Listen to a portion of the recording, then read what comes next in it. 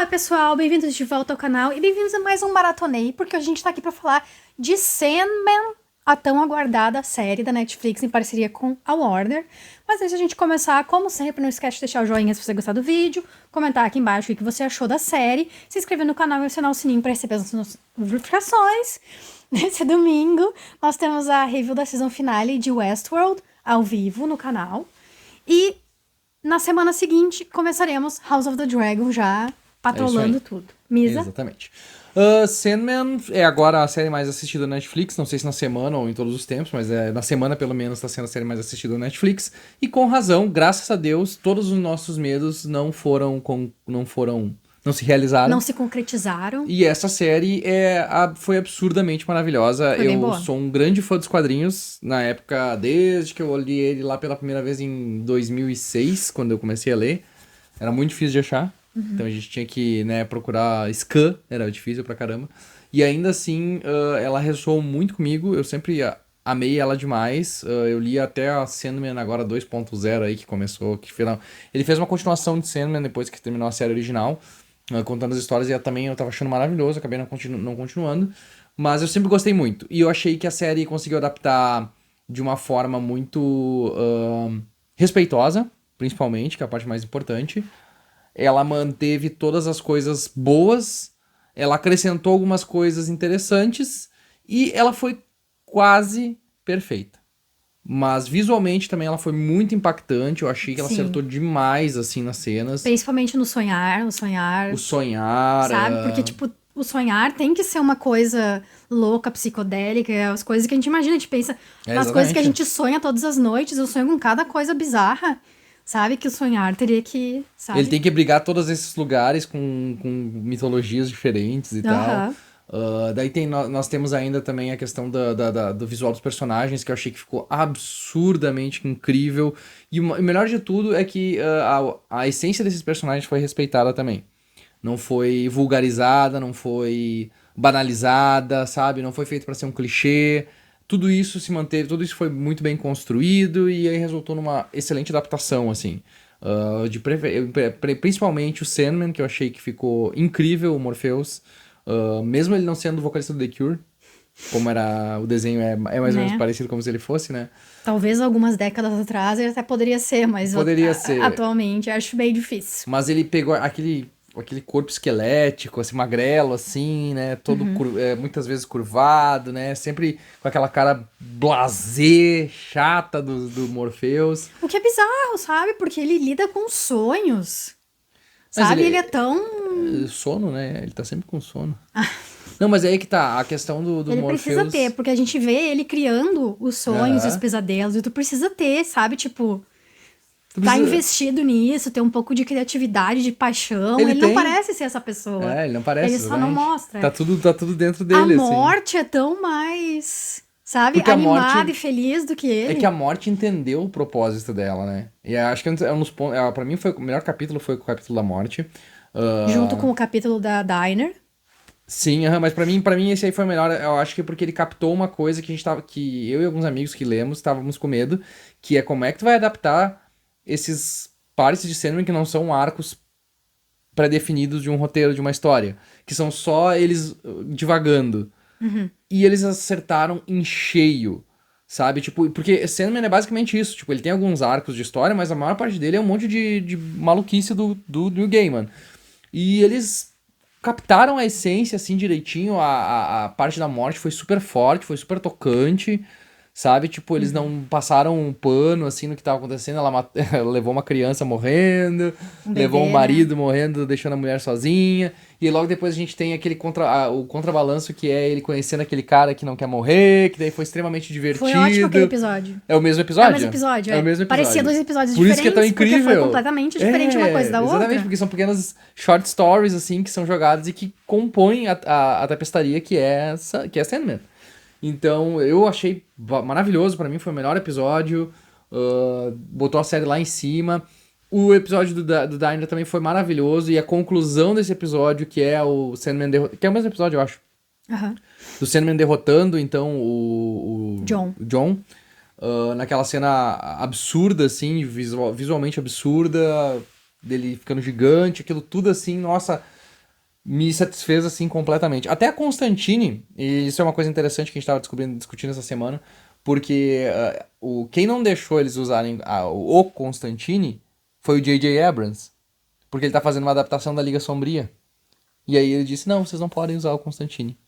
Aí eles, então tá, nós vamos usar a Johanna Constantine, Johanna Constantine. J.J. Abrams. Sim, vai se fuder, J.J. Abrams, tu não faz nada de bom e tu ainda caga com as coisas. Mas eu achei que ela ficou perfeita no papel, Ficou ótima. porque ela não roubou. O episódio dela também foi ótimo. O episódio dela foi ótimo também, aí que tá, todo o começo da série foi maravilhoso. Eu digo que decaiu um pouco pra mim no último arco, nos últimos 4 episódios, se Era o que eu arrastou ia um pouco dizer. demais. No momento em que a Rose foi introduzida, a série não parecia mais ser sobre o Sandman. A história do Sandman foi deixada de escanteio.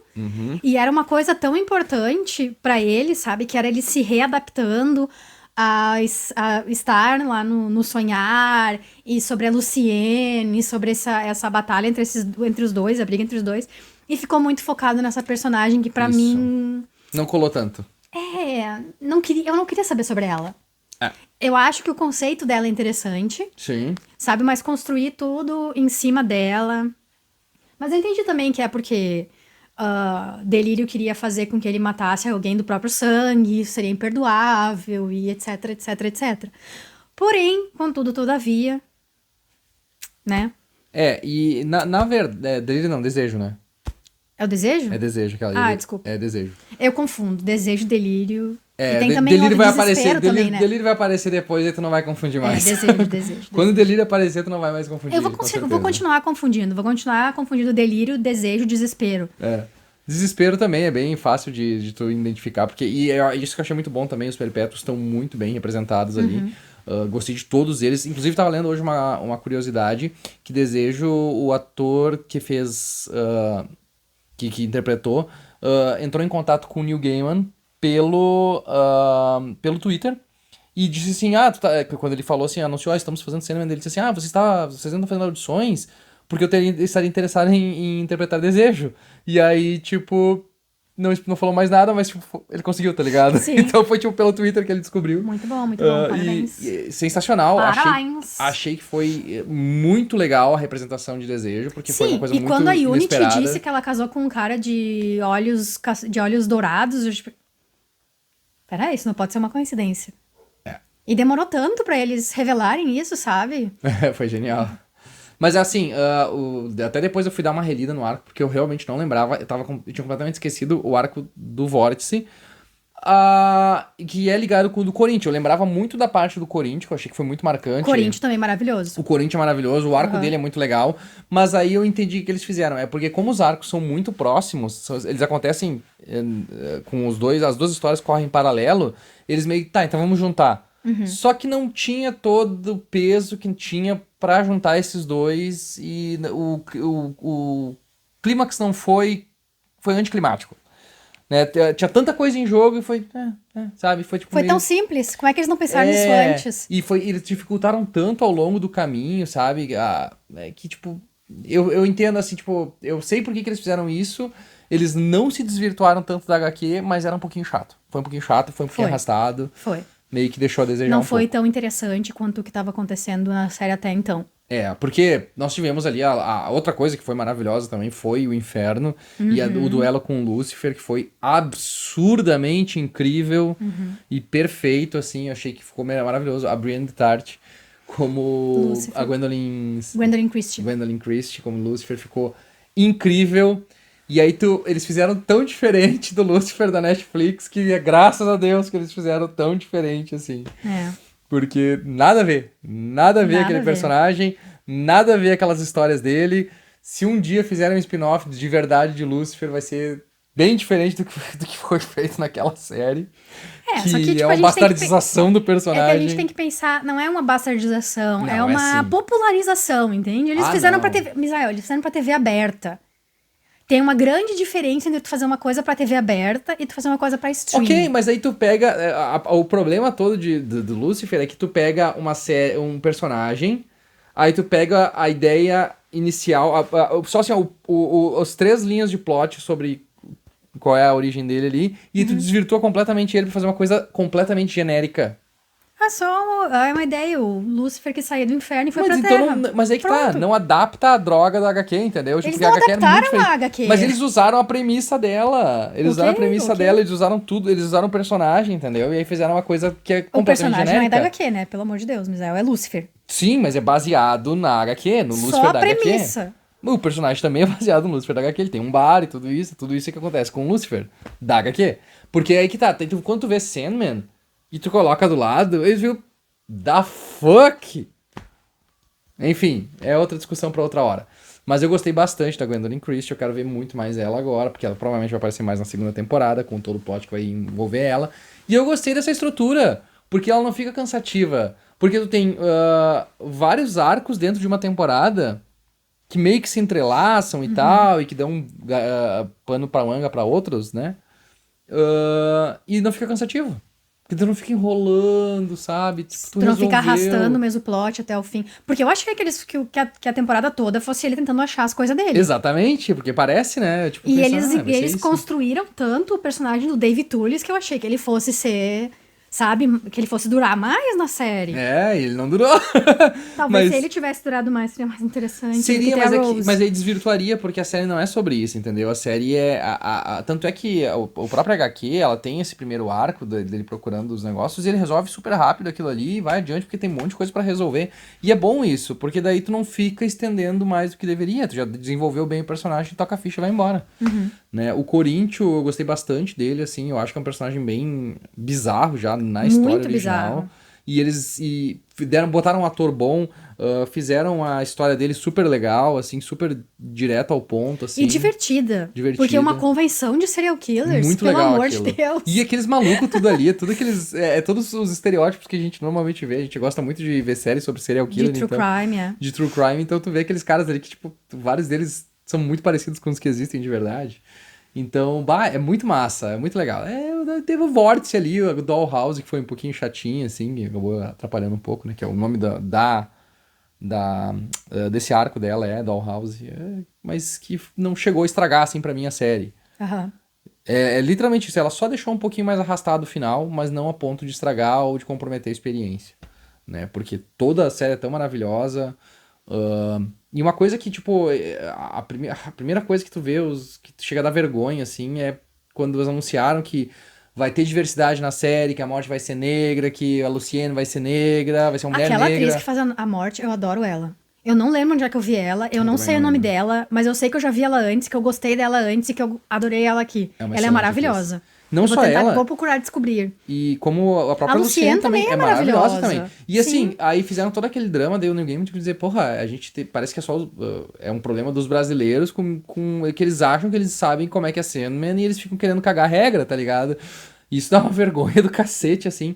E assim, não sei por que alguém reclamou disso ainda, porque teve reclamações ainda disso, sem nenhum sentido. Não. Não tem absolutamente nenhuma necessidade. Todos os personagens estão extremamente respeitados, todos eles, a essência deles está toda ali. Qual é o problema? Qual é o problema de qualquer coisa? Qual é o problema do personagem ser gay? Qual é o problema do personagem ser negro porque ele não é negro na HQ? Tipo, vá se fuder, sabe? Tipo, literalmente vá se fuder. Vocês não entenderam o que vocês leram o tempo todo. Não. Tipo, todos os personagens... Tem inúmeros personagens em cena, principalmente entre os perpétuos, que são completamente muito diferentes e destacados e assim. E aí as pessoas fazendo draminha em cima disso. Pois é. Pelo amor de Eu Deus. já acho, primeiramente, que eles não deviam ser nem humanoides. Né? Os perpétuos? É. Não, mas eles são humanoides, não, Sandman. Eu então... sei, mas vamos Os começar por aí, pesadelos não. então. Os pesadelos não. Os pesadelos eles poderiam ser mais monstruosos. Porque tem a Gaut, por exemplo, o que aparece no original. Ele é uma coisa bem mais bizarra do que aquilo ali. Apesar de eu achar bem legal aquela Eu adorei dela. a parte dela. Eu Também adorei gostei. a parte Também dela. gostei. Porque eu fiquei esperando da primeira vez que mostrou o Jed sonhando, eu fiquei pensando, meu Deus, daí esse guri tem pesadelo acordado e daí ele vai pra um pesadelo maior ainda dormindo. E não, ela só queria ser um sonho. E eu fiquei feliz também que o Muito legal Sandman isso. voltou atrás. Ele teve uma né? transformação, né? Ele teve um arco de transformação. Teve um arco e voltou atrás e transformou ela em um sonho e foi, tipo... Bem legal. Foi muito mais prazeroso do que eu imaginei que ia ser ver ela ser transformada em um sonho no fim. E dá pra ver que eles deram uma diminuída, assim, porque o Sandman ele é muito mais seco e muito mais brabo no negócio, porque muito mais vingativo, principalmente. Eles deram uma baixada, assim, eu acho, de repente até pra deixar ele um pouco mais fácil da pessoa se relacionar com ele, não achar ele um pau no cu. Porque, por exemplo, quando ele sai da prisão dele, ele faz uma coisa muito pior com o cara que prendeu ele, que ele pega e trava ele no Eterno Despertar, que é o cara acorda, aí ele olha pro lado e alguém diz assim, não, eu tava sonhando, tava tendo um sonho ruim, daí a pessoa diz, não, você ainda tá nesse sonho. E acontece uma coisa bizarra e ele acorda, e ele fica nesse acordar e nunca ele acorda, sabe? Então é muito mais perturbador, assim, a situação. Aqui ele deixou o cara dormindo, assim, foi bem de boas com ele. Talvez aconteceu isso, a gente Cuidou não viu. do John também, sabe? Tipo, cuidou do John, John, tu vai ficar aqui agora É. e tal, ó, tu vai ficar aqui pra sempre e tal. Eles podiam ter umas discussões massa, ele e o John, assim, sobre essa questão do sonho e da mentira e da verdade. Mas já foi bem interessante. É que o John também é meio louco da cabeça, né? Não, Pois é. Ele não funciona muito bem. Mas eu achei que foi bem interessante, assim, tem muito easter egg legal também, né? O Sandman ali, por exemplo, é um herói da DC, aquele Sandman que o guri se veste, assim, então tem essas coisas Foi bem legal. que são das HQs também. E eu gostei que nenhuma vez trocou Enter Sandman. Nem Mr. Sandman, bring me a dream, make him the cutest that I've ever Pior, né? seen. Graças a Deus, né? Em todas as séries sobrenaturais que vão retratar sobre o Sandman, toca essa música. Charmed, Supernatural, todas as que eu vi, Buffy? começa com... Não, Buffy não toca. Rush não tem nenhuma... Ah, não é Rush. Não é Rush. Não Não é lembro Rush. também, não lembro também. Não, tem aquela do guri que entra num coma e aí ele... Sim, é verdade. E quando eles sonham e eles estão no pesadelo, é porque é a primeira caçadora, daí não tem nada a ver com o Sandman. Mas, anyways, Buffy é outras histórias. Mas, assim, a minha única... Eu nem lembro o que eu tava falando, mas a minha única crítica, assim, a única coisa pra mim que ficou o quê? É todo mundo ficar e ir embora porque ele ficou 100 anos fora, sendo que eles são perpétuos. Não, e sim, é que assim... Sabe? 100 anos... É que, tipo, eu fico pensando naquele calendário que o Neil deGrasse Tyson mostrou na segunda temporada de Cosmos, Sim, entende? Sobre o que é a humanidade desde a criação do universo. E é isso que eu penso nos perpétuos, mas sabe? é que aí que tá. 100 anos é tipo um... Mas aí que tá, é que teve um dos perpétuos que abandonou o posto dele. Então... E daí todo mundo ficou, ele foi embora, Mas ele é que foi tem embora. mais uma coisa também. Os sonhos, como tu vê, o próprio Corinthians é uma situação dessa, eles já queriam meio que sair também. Porque eles queriam saber como é que era lá fora. Eles queriam entender como é que era. O Fiddler's Green é outro, tipo... E esse é um conceito muito massa que eu acho da série. E eu que adoro é ele. um sonho que é um lugar. Aham. Isso é muito bizarro, E sabe? ele queria Tipo, ser uma pessoa, ele ele queria ser uma queria pessoa. saber como é ser humano. Então, assim, na primeira oportunidade que eles Maravilhoso. tiveram e que isso aconteceu, tipo, o Morpheus não tá aí.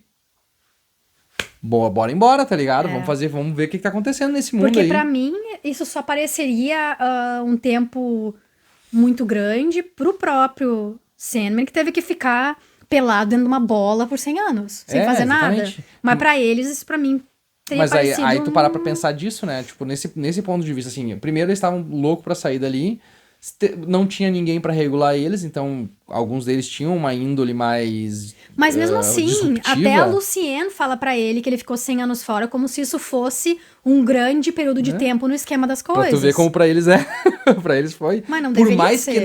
por mais que na proporção não seja, pra eles, e por tudo aquilo que aconteceu, pelo fato de um perpétuo já ter abandonado o seu lugar, pra eles foi suficiente. Juntou a fome com a vontade de comer, vambora. Eu sei, mas eu não tô falando só na questão de ir embora. Entendo. Mas é que isso que acontece. Mesmo parecendo uma pequena questão, passagem de tempo, né? Enfim. Mas é interessante. É uma questão a se perguntar mesmo, né? Tipo, foi só isso. Eles não tinham mais utilidade também, porque eu acredito que ninguém mais sonhava, né? Ninguém mais sonhou nesses 100 anos. Até desde que eu li eu também pensava nisso, que tipo, então nesses 100 anos as pessoas não sonharam, então teve as guerras e tal e tudo isso, né? Tipo, tem essa ligação também. Mas... E eu gostei também da questão do sonho, não só como aquilo que tu tem quando tu dorme. Sabe? Que ele também é responsável pelos sonhos e pelas aspirações das pessoas. E que como... Desculpa. Deixar o Corinthians solto foi o que fez os serial killers surgirem, porque ele fomentou esse sonho dentro das pessoas. Não só de forma subjetiva, mas também de forma objetiva, sabe? Tipo, de forma física, assim. Ele fomentou esse sonho.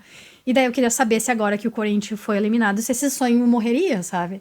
Junto com ele, se ele era a raiz desse meio que sonho. matou, né? Porque daí no momento que ele morreu ali... As e pessoas ele... ficaram... Ah, sim, que as pessoas se mataram e se entregaram pra polícia, tá.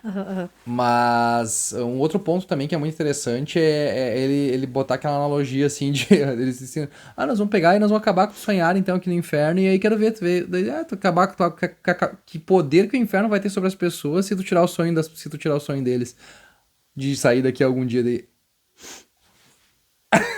Ou seja, o sonho passa de ser uma coisa só humana e do nosso dia a dia passa a ser uma coisa eterna, né? Tipo, que fomenta a vida. É. Então, tipo, esses conceitos... É por isso que tu vê delírio, desespero, tu pensa, tá, mas por que delírio e desespero? E tu começa a entender melhor, assim, a raiz de cada um, né? E por que essas foram Não é só porque as todos coisas eles começam com escolhidas. D. Também. É verdade, todos eles começam com D. Nossa, é que em português tu não nota, mas é verdade, todos eles começam com D. É que a verdade. morte não tem como ser outra coisa, ser alguma coisa com D. Death? Não em português. Tá, não, em português, sim. É verdade. Não, é verdade. Bah, pior, né? Caralho. Tu não tinha notado que todo mundo era com D? Eu acho que eu já tinha visto na HQ, mas eu não lembrava disso no negócio. É verdade, é verdade. E... Enfim, são conceitos que eu gosto bastante, assim, que a série conseguiu abordar sem ser rasa demais, porque ela pegou esses conceitos e trabalhou bem eles, e vai trabalhar melhor nas próximas temporadas, porque eu acredito agora que vai ter. Sim. Espero que eles mantenham só o início de qualidade. E eu vou dizer que uma coisa que teve muito uma vibe Good Omens pra mim, assim. Sim, com certeza. Sabe? Com certeza. Eles conseguiram dar aquela mesma vibe das obras do New Gamer. Porque eu não li os livros. Nem Good Omens, nem eu li Sandman. E pra mim, as duas séries conversaram muito umas com as outras na Sim. questão da maneira como elas foram... Como é que eu posso explicar isso? Eu não sei como explicar. Mitologia? Como Não, eles, não da como questão ele da mitologia. encarna e coloca tudo dentro, assim? Não, mais numa questão de, tipo, pareciam que as séries... eu não sei explicar, gente, como é que eu senti que essa série... Vem aqui. Tá, mas... Só um minutinho, gente. Vem Ai, aqui. amor, não. Vem. Senão ele vai ficar enchendo o saco ali. Ó, digam aí pro Romero, ele veio aqui dar a opinião dele. Mas numa questão de, tipo, da sensação que ele passa, sabe? Do jeito como a história é contada. Eu não sei explicar. Gente, se eu descobrir como explicar, eu explico no próximo vídeo, mas não sei como explicar uma coisa. É uma sensação que eu não consigo explicar. O que eu tenho é que, assim, o Neil Gaiman, quando ele trabalha fantasia, ele cria uma fantasia, ele criou uma espécie de fantasia própria, assim, que ele consegue misturar, que ele utiliza a mitologia que já existe no mundo para criar a própria história. E ele reconta essas histórias de uma forma completamente diferente daquilo que a gente já ouviu. Quando ele pega, por exemplo, a história da criação em Good Omens e ele mistura com essa ideia do ser humano e das profecias e tal, ele conta da própria forma o pecado, Deus, diabo, humanidade. Essa aí começou com essa questão muito filosófica, porque eles dois tinham essas conversas muito, porque eles são seres eternos também, eles tinham... E daí quando eles começaram a introduzir os seres humanos na história, que daí ela começou a ter outras conversas, sabe, a respeito, Sim. sabe? Que nem a mesma sensação eu tive quando a Rose entrou em Sandman, foi a que eu tive quando eles passaram a deixar a história de Good Omens mais pra aquela... Eu nem lembro o nome dos personagens, mas eram dois, o cara e a guria, sabe? O Ken e Barbie? Não. Não, em Good Omens. Em Good Omens, tá. Os dois de Good Omens, sabe? Sim, o anjo e o demônio? Não, Misa, o cara e a guria da segunda parte. Eu não lembro a muito bem guria da que é primeira parte. descendente, a guria que é descendente da mulher que sabe todas as sei, coisas. sei. E o cara que é daquele grupo bizarro, que é tipo o grupo dos... Sim. Sabe? Eu senti a mesma vibe, assim, de... É que faz tanto tempo que a gente viu do Good Omens que eu não lembro, mas eu entendi. porque eu não lembro o nome dos personagens, mas é que tem toda essa parte mítica e filosófica, e aí começa a entrar pra uma parte de vida real e... Sim. Eu não sei explicar. Gente, É isso, mas tu tá certo, é isso mesmo. Tipo, ele pega essas ideias, assim, e ele junta ele faz essa mistureba dele, assim, que é muito própria dele, assim, que tu não vê outros autores fazendo com tanta destreza que nem ele faz, assim. Tu vê o Alan Moore, por exemplo, mas o Alan Moore, ele é muito mais dark, assim, ele é muito mais pessimista, e o Neil Gaiman, ele é muito mais otimista nas coisas dele, assim. Por isso que eu acho que ele se junta com gente como o Terry Pratchett, né? Ele se juntou com o Alan Moore também, quando eles escreveram Miracle Man. Ele inclusive, pega a segunda parte do Miracle Man, que é uma HQ que o Alan Moore ressuscitou e ele faz uma... Ele meio que continua, assim, quando o Alan Moore larga, assim, porque ele meio... Ele tem um texto muito parecido, ele tem um jeito muito parecido, mas ele aborda de uma forma um pouquinho diferente ainda, assim. Mas eu gosto bastante das coisas dele, assim, e Sandman pra mim é uma das melhores coisas que eu li na minha vida, assim. Recomendo a todo mundo que não leu ainda. As artes são maravilhosas, todas as histórias são incrivelmente poéticas, assim, como essa foi, como esse começo é. E só melhora daí pra frente. E eu que nunca li nada, Recomendo, adorei também. Leia também. Gostei muito. Não vou dizer para as pessoas lerem. Eu Lê digo tu que também. eu, como uma Lê tu pessoa também, que não quero li, dizer. Eu tô dizendo pra tu ler. gostei muito da série também. A gente tem aqui, inclusive, o comecinho dele, Sim, que é muito bom. mas é que tem tanta coisa aí pra ler. Mas é HQ, é mais fácil. Mas É é isso, isso, então? é isso. Então tá, Assistam gente. se vocês não assistiram ainda, pelo amor de O Deus. A Romero gente maratonou também em 2 indica. dias. O Romero assistiu toda a série. Assistam. Ele assistiu toda a série de olhos fechados. No nosso colo ali. Então tá, gente. Essa foi a nossa review de Sandman, a série da Netflix, baseada na HQ do Neil Gaiman. Como sempre, não esqueça de deixar o seu joinha, de comentar aqui embaixo o que vocês já acharam da série, de se inscrever no canal e acionar o sininho para receber as notificações. Lembrando que nesse domingo nós temos review da season finale de Westworld ao vivo, logo depois do episódio. E na semana seguinte já tem a estreia de House of the Dragon. Também faremos review ao vivo logo depois do episódio. E se vocês quiserem assistir os episódios com a gente em Watch Party, podem assistir se tornando membros aqui do Clube de Canais, apoiadora no apoia.se/canal SideQuest. A partir de R$1, gente, R$1 vocês já podem ver o Watch Party com a gente. Ou tornando sub lá no twitch.tv/SideQuest Live. Bye bye.